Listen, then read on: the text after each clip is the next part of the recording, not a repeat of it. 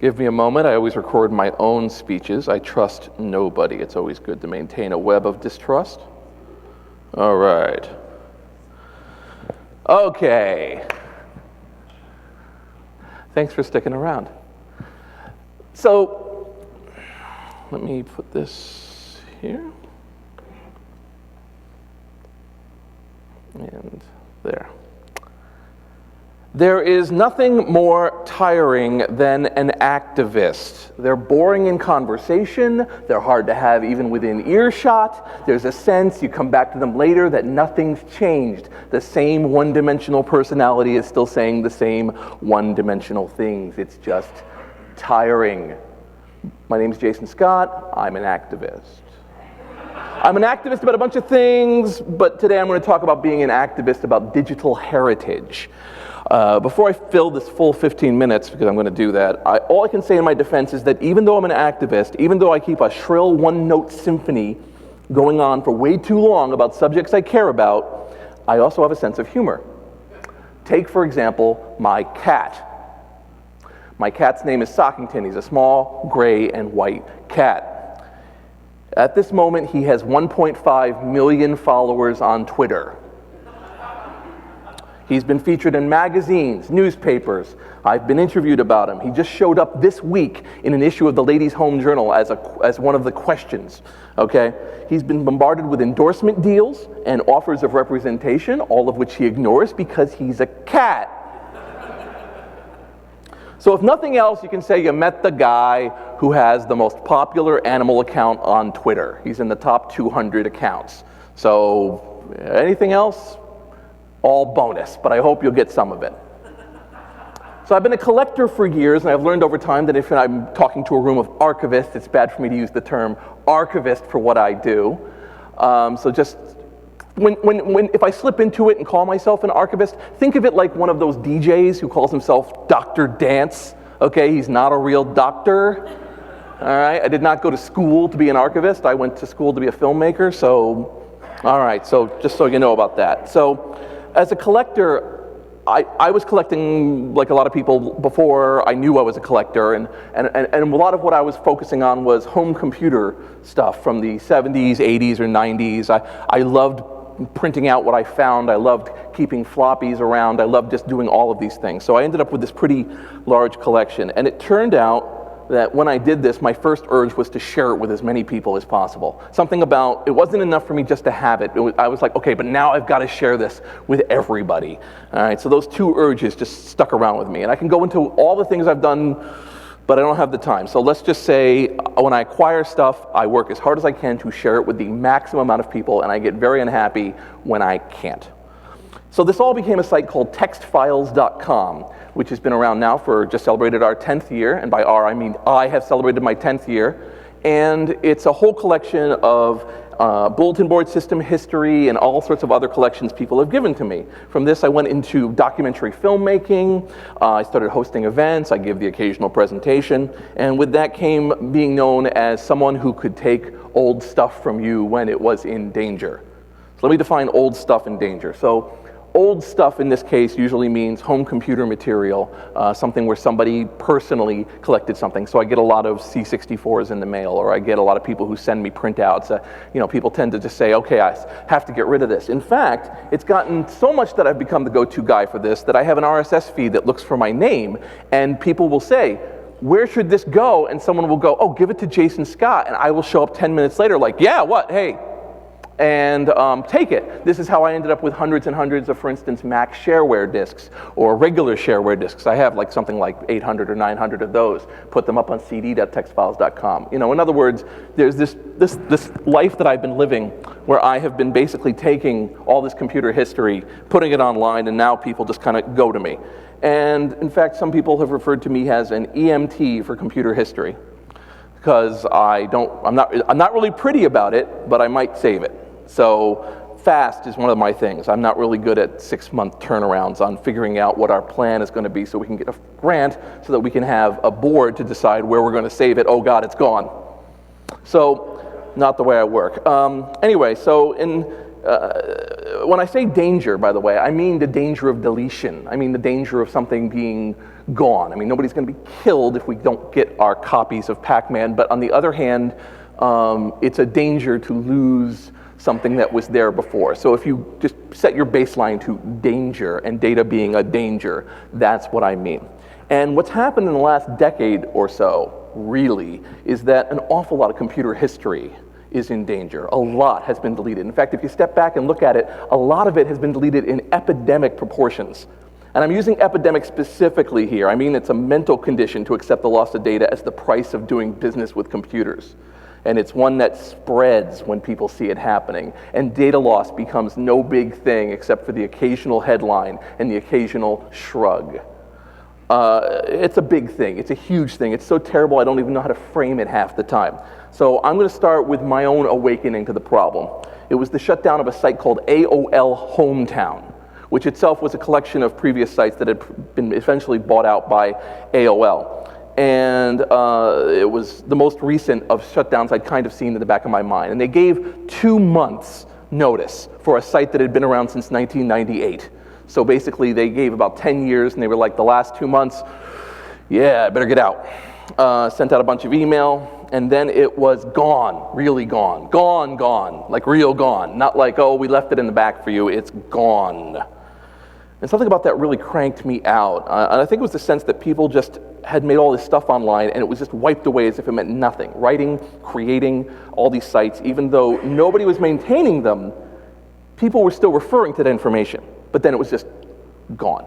So I wrote an angry weblog entry, which, if anyone who reads my weblog does, can suddenly imagine, yeah, maybe he does write angry weblog entries. So I said that there should be a team of people who should just rescue this data. Anytime something like this happens, just come on in. And it should be some sort of archive team. And people took me seriously. A dozen people came around and said, I'll be there for you. I offer disk space, bandwidth, and a bad attitude. And it became archiveteam.org. So we made some logos, wrote some really cranky things. One of our beliefs is that when a person comes in and says, what can I do? Our short, pithy response, which if you want to pass this along, someone goes, how can I help? We go to your own damn computer, plug in a USB stick, and copy your documents folder. Because that's the only thing nobody's going to be able to save. You know, maybe if you downloaded some picture or something, we can find it again. But anything you just created in your own folder, nobody's there for you. You are alone. The universe is trying to pull you apart. Just do that, and you've already saved 90% of how it's going to hurt you personally. Well, so, you know, like any club raised in a barn, we were all so proud of ourselves, and we were doing our thing. And then they announced that GeoCities was going down. Yahoo announced GeoCities was going down. And by announced, I mean they stuck a reference to it in a side fact question along the lines of, why am I having trouble getting into this? Oh, that's because we're deleting everything. So they really buried the lead. And so, anyway, we found out they were being shut down. GeoCities. Now, the reactions I saw from websites, news stuff, it really was just awful. Good riddance, blink tag is dead, crappy animated GIFs, who needs more MIDI backgrounds, who needs web rings, don't get us started about web rings. And so I think what they lost was that like GeoCities was started in about roughly 1995. And for hundreds of thousands of people, it was their first experience with the idea of a web page, a full-color, completely controlled presentation of anything they wanted. For some people, their potential audience was greater for them than anyone in the entire history of their entire genetic line. This was their chance to reach an audience unforeseen for their family. It was breathtaking to them. So some of the sites that I bumped into, give you an example of a site that I found in the process of looking at GeoCities. There was a woman who had a site up for her baby. Now, the thing was, her baby had died in 1983. He was born in 1981. He died in 1983. And she had put up in 1997 a site commemorating him. That is a mother's pain to think, what I need to do when I'm faced with this thing is everyone needs to know about my child who died. She had his pictures up, she had some background music, she had some writings about her memories of those 2 years they had before she lost him, And so for her, this was amazing. Completely wiped away by the shutdown. Again, I don't want to talk about too many of these other creation examples, but believe me, they were ones from real people doing real things. And as much as we want to kind of throw them all into some sort of, cartoon-like version of terrible users, they were in fact real people. So with this arbitrary, vicious, heartless move, Yahoo shut down GeoCities, but not before some people got a copy.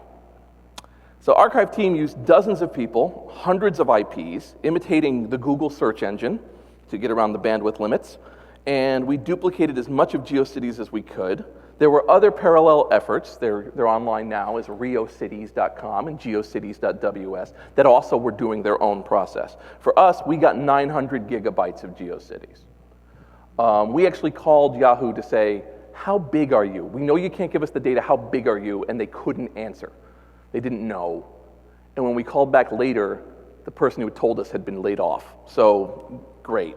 So we ended up with a copy of this site that Yahoo felt it could just delete with no real reason that they had to give or any kind of other post-deletion actions, and it all fit into a hard drive the size of a pack of cards, right? All this history. So we'd get people who would come to us and watch the GeoCities shut down, and they'd come to us and they'd be like, I talked to Yahoo, they can't help me, nobody's responding, the news item doesn't have any way to comment, what do I do? The one that really got me was this widow. And what it was her husband had been a veteran, and he had put up on GeoCities copies of all of his Army memories and his Army photos and his experiences in the war. And then he had died, never giving her the password. And so she would browse it occasionally, but she couldn't do anything about it. And so can you imagine this woman's horror when they say, oh, we're going to delete it, and she can do nothing, and everything she does. So you can also imagine what kind of letter she wrote us when we responded with this tiny, 4 megabyte .zip file of her dead husband that had died now twice. So, I don't need any justification for what we're doing, okay? I don't need any situation where somebody has to tell me that this is something that we're doing, that we're proud of, and we're very proud of it. So a year went by after GeoCities went down, and we were like, how do we get attention with this? So we put it up on BitTorrent. We actually put GeoCities up on the Pirate Bay and said, here you go, here's a nice where. Over here you can get AutoCAD, over here you can get all of GeoCities. People did. It's seeding now. It'll be fully seeded by the end of the week. It turns out a 645 gig torrent is kind of large. We are one of the top 3 torrents ever to be seeded on the Pirate Bay. The number 1, in case of course you immediately want to know, is all of the games in the World Cup 2010. So, all the World Cup, GeoCities. Very proud of that. So, we got this press, we got this attention, but more than what we did here, I want to kind of talk about what the greater problem is right now. New York City is on the verge of banning smoking in public places. It may pass, it may not pass. Basically, you can't even go into Central Park and smoke, is what they're doing right now, right? They're trying to pass this along. Now, great, whatever, but a few decades ago, it was considered impolite while you were smoking in a restaurant to blow the smoke directly into a baby's face. Right? Just a few decades ago, right? I used to live in Waltham, Massachusetts. Waltham, Massachusetts, next to the Charles River, where you could tell what the fall fashion colors were by what color the Charles River was, because they were dumping all the excess dye into it, because it's just what was done. You can sit there and you can look at people and say like, well, they were evil or not evil, but it's not. What they were they were in a context of history where this behavior was acceptable until they encountered it not being acceptable through a variety of laws, shame, mores, usually one really good story where somebody died as a result of something, and then things shift. And there are still people who are angry that we've banned smoking, and there are people who are probably angry we don't dump dyes directly into the water. But regardless, now you gotta You got it, where before you had to work hard to defend not smoking in public places, you have to now work hard to defend smoking in public places. It's changed, and so it's not always has to stay the way things are. Right now, GeoCities was a punchline. It's a puff piece. It's the natural order of doing business. And the way that we do it in this world right now, if you've ever encountered embrace, extend, extinguish, our current process is disenfranchise, demean, delete. Disenfranchise means that we provide people with an environment in which, in fact, they think things are really cool, but in fact, they have no rights. They have no ability to contact tech support. They have no ability to really affect things. Facebook, a lot of other social networks. If your Twitter goes down, who do you call? Archive team. Well, that's who you call after. But I'm saying, we're going to go like, screw you. Why are you using Twitter? Why don't you Twitter about it? Disenfranchise, cut off any amount of support or awareness by users of their environment, their rights, their ideas, what they're putting their lives into. Demean, when a site falls out of favor, act like it's a ghetto, like it's not worth consideration. You think of Friendster, Orkut, MySpace, GeoCities, dozen others, where we just sit there and say, oh God, who cares? Bunch of losers, kids, people who don't know HTML, blinking. You start providing all of these caricatures of what the people were on there as if they weren't real people. And then finally, delete. Just give a random amount of warning. And I mean, it really is warning, completely random. I had a place that gave people 48 hours to get their podcast down. I had a place that took a year that thought it was going to take 6 months. It's completely random. Sometimes it's 3 months, sometimes it's 2 months. They send out email to these ancient email addresses. And when it's done, it is truly deleted. There's no, when we have a car that's towed, you don't think, oh, well, there goes my car. Oh, that's a shame. I had cigarettes in that car. You don't sit there and do that, right? You're like, no, I'm going to go walk out to the worst part of the city, and there's going to be this cancerous old man sitting inside of a booth who's going to point me to my car after I give him $150, and I'm going to get my car back. It sucks. It's terrible, but the point is it's there. We don't have anything like that. It's not like, oh, God, I got to call 1-800-DATA-VAULT and give them $25 in my social security number, and I'll get my data back. We don't have anything like that. Nothing that's in other words, I'm looking for something that sucks, right? As opposed to something that is absolutely awful.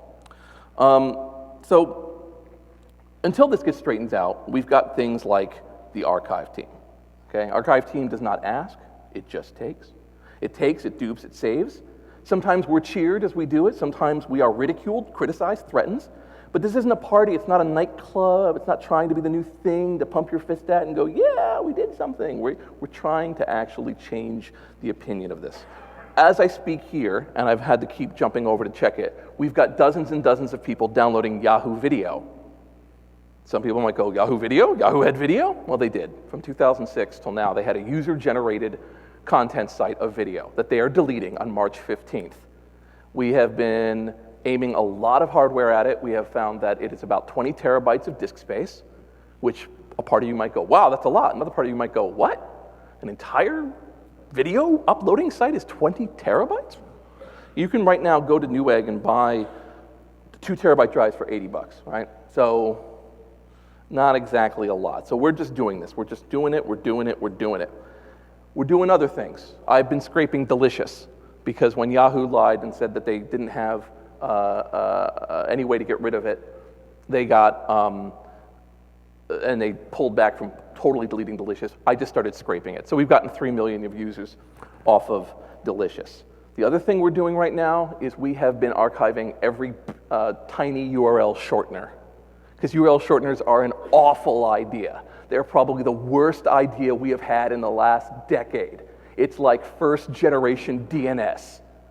It's awesome that you have a site that has its own shortener version where you can get a URL and shorten it, but it is absolutely awful that you can just randomly do this. So we've been grabbing them, and we intend to put out a torrent about every 6 months of Excel spreadsheets. Because if you think about it, it's like an entire 10 years of history talked in cryptographic code words. So a person goes, well, we just discovered this. It's over at the Peacock location. And you're like,